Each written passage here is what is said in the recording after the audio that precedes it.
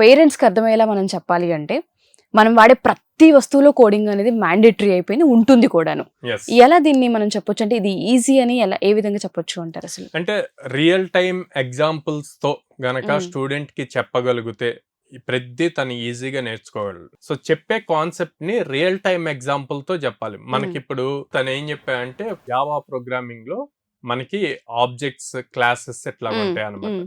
అది నాకు క్లియర్ గా అర్థం అవటానికి కిచెన్, బెడ్రూమ్ వాటిల్లో ఉండే థింగ్స్ ఇట్లా ఎగ్జాంపుల్స్ తీసుకున్నాను అనమాట. కిచెన్ అన్నది ఒక క్లాస్ అయితే దాని లోపల అందులో అక్కడ ఉండే Things. థింగ్స్ అన్ని Okay. ఆబ్జెక్ట్స్ అని చెప్పి ఇట్లాగే చెప్పా. అప్పుడు నాకు చాలా ఈజీగా అర్థమైంది. అండ్ నేను ఆ అటెంప్ట్ లో నేను పాస్ అవ్వటం కాకుండా 75 మార్క్స్ కి 73 74 వచ్చినాయి. ఓ సో సో ప్రాక్టికల్ నాలెడ్జ్ అనేది ప్రాక్టికల్ నాలెడ్జ్ ట్రైనర్ చెప్పే విధానాన్ని బట్టి ఉంటది అనమాట. ఓకే. సో నేను అక్కడి నుంచి తర్వాత నా జూనియర్స్ నేను ఏదైనా ఎక్స్ప్లెయిన్ చేసేటప్పుడు కూడా అలా రియల్ టైమ్ ఎగ్జాంపుల్స్ తీసుకోను.